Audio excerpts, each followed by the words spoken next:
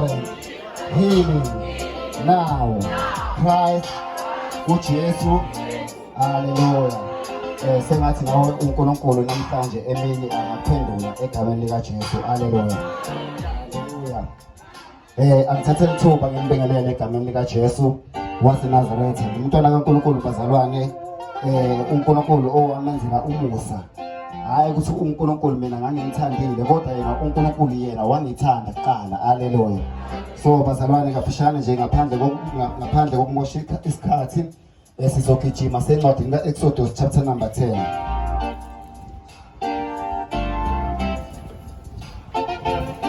Izingelosi ziyakudumisa nathi sishontsha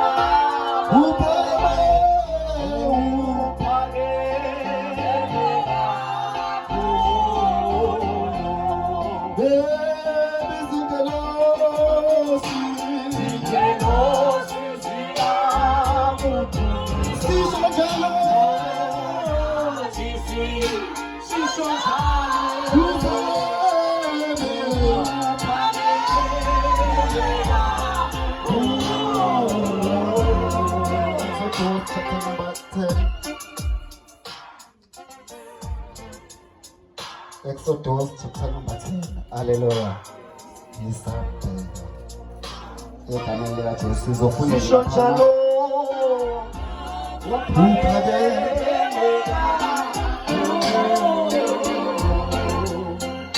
Verse number 21 or 22 or 23.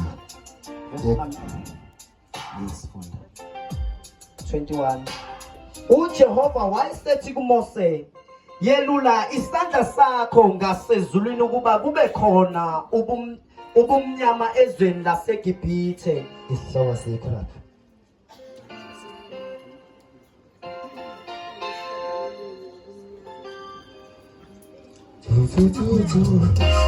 Pheko yesishagalolunye ubumnyama. Verse number 21. uJehova wayesethi kuMose, yelula isandla sakho ngasezulwini ukuba kube khona ubumnyama ezweni laseGibhithe obuphatheka ngesandla. uMose wayeselula isandla sakhe ngasezulwini, kwaba khona isigayegaye esinzima ezweni lonke laseGibhithe izinsuku ezintathu. Ababonananga akusukanga muntu endaweni yakhe izinsuku zaze zabantathu. Kepha kubo bonke abantwana bakwa-Israyeli kwakukhona ubumnyama emakhaya abo, ukukhanya emakhaya abo. Ngicela ngiphindele lo verse 23. Yes. Ababonananga akusukanga muntu endaweni yakhe izinsuku zaze zaba zintathu.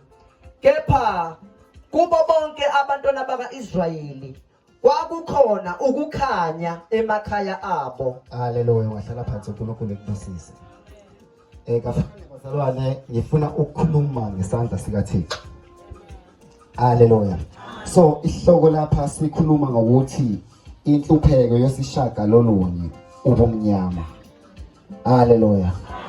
So uma ngikhuluma ngesandla sikaThixo, ngifuna ukuthi kuwe akukaze kwafika isandla sikaNkulunkulu empilweni yakho isimo saqhubeka safana. Hallelujah.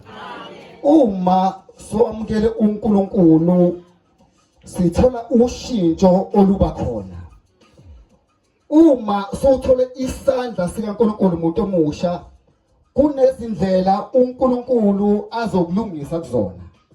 So lapha ngithanda khona lithi iBhayibheli, kepha kubo bonke abantwana bakwa-Israyeli kwakukhona ukukhanya emakhaya abo. Hallelujah. Kepha kubo bonke abantwana bakwa-Israyeli nasezweni laseGibhithe kwakunobumnyama. So bazalwane, uMose isandla sakhe besinginawo amandla okwenza lezi zimangaliso ukuba zenzeke. Kodwa isandla sikaMose noma uMose ulalele uThixo kanti ukuba enze izwi likaNkulunkulu. Hallelujah. Isandla sikaMose besingenawo amandla okwenza izinto zenzeke. namhlanje ubunganawo amandla okwenza izinto zenzeke, kodwa kunesandla esiphezulu kwakho esenza ukuthi izinto zenzeke empilweni yakho. Hallelujah. Lithi iBhayibheli kubantwana bakwa-Israyeli kwakukhona ini? Ukukhanya. So lokhu kukhanya bazalwane sihamba ebumnyameni. Sesitshela ukuthi izinto zihamba kahle. Sesitshela ukuthi hayi lonke ihamba ngononino. Kodwa nali izwi likaNkulunkulu bazalwane lapha linikeze khona ukukhanya okungaveli kwezinye indawo, ukukhanya okuvela kuphi? Ezulwini. Bazalwane ukuze kukhanye asidingi esinye isibani, kodwa sidinga isibani esiyizwi likaNkulunkulu. Ngoba sine-transformer evela ezulwini ukuze kwenze njani? Kukhanye. Hallelujah. Mphindela verse number 20. Verse number 23 bese ngidlala phansi igama likaJesu. Ababona nanga akusuka ngamuntu endaweni yakhe, izinsuku zaze zaba 3. Kepha kubo bonke abantwana baka-Israyeli kwakukhona ukukhanya emakhaya abo. Umbuzo engizokubuza wona ukuthi sithi ulitholile livangeli, ngabe usukutholile lokho kukhanya? Ngoba kubuhlungu bazalwane ukuhamba nabantu ebenze isithembiso noNkulunkulu bese bakhohlwa ithembiso bazenzile lobani? noNkulunkulu. So abantu bazalwane balimala ngenxa yokuthi benza ithembiso noNkulunkulu. Uma sebenzile isithembiso noNkulunkulu base bakhohlwa isithembiso ebasenza noJehova. Hallelujah. So bazalwane siyokhomba abanye abantu, siyokhomba abathakathi, siyokhomba izitha zethu. Kanti ingoba sikhohlwe isithembiso noma sikhohlwe lapho uNkulunkulu asisuse khona. Namhlanje kuzothi umuntu omusha usungakhohlwa lapho uNkulunkulu akususe khona. Hallelujah. Kodwa kubo bonke abantwana baka-Israyeli kwakukhona ini? Ukukhanya. Bangaba nazo imali bazalwane, bangaba nazo imali ezokuthongisa izwi likaNkulunkulu. Kodwa bazalwane nayo into engiyaziyo ukuthi izwi likaNkulunkulu noma bangabakhokhela abantu for ukuthi kucindezelwe izwi likaNkulunkulu, kodwa izwi likaNkulunkulu lona lilodwa linamandla. Bangalo nje nawo for ukuthi wena bangalo nawo for ukuthi wena ukhonza uNkulunkulu. Ngoba bazalwane uma sesikhonza uNkulunkulu kunezinto uNkulunkulu azoyimbula ekhaya lakini esukhondela lomndeni. 10 minutes. Hallelujah. So ungakhathazeki uma uzobona abantu bakujikela, ungakhathazeki uma uzobona abangani bekulahla.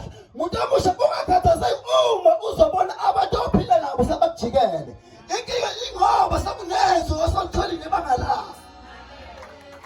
Uma sithola izwi likaNkulunkulu sithola amandla. Asekudini ngokuthola amandla, kodwa kumele sazi noNkulunkulu ukuthi yena uvelaphi. Sengiyohlala phansi egameni likaJesu. Igama ngosiyabonga ngokazikhali uNkulunkulu nibusise egameni likaJesu. Umuntu omusha uphakamisa isandla egameni likaJesu. Hallelujah. Awuthintise eceleni kwakho uthi makhi. Usekhona kodwa. Usekhona kodwa enkosini. Akekho nje uAdam osokuthikamesile. Akekho nje uEva osokuthintile. Ngoba bazalwane namhlanje sino-Adam bazalwane ukubona abasikhipha endleleni yethu yokukholwa. Sino-Eva bazalwane esathi uma simukela ivangeli, o-Eva esinabo bangalimukela bona ivangeli base bafuna ukuzomelana nezwi olitholile. Hallelujah. Awukwazi ukuthola izwi bese uqhubeka uhamba no-Adamu azowayisitha endleleni yakhe. Ngoba abanye abantu bazalwane sihamba nabo ekugcineni bazowayisitha esiyobheka ukuthile njengabantwana. Hallelujah. U-Adamu wakho ngabe usakumele yini noma uhambisana naye? Hallelujah. Abanye uNkulunkulu wababusisa ngezindlu, wababusisa ngemoto.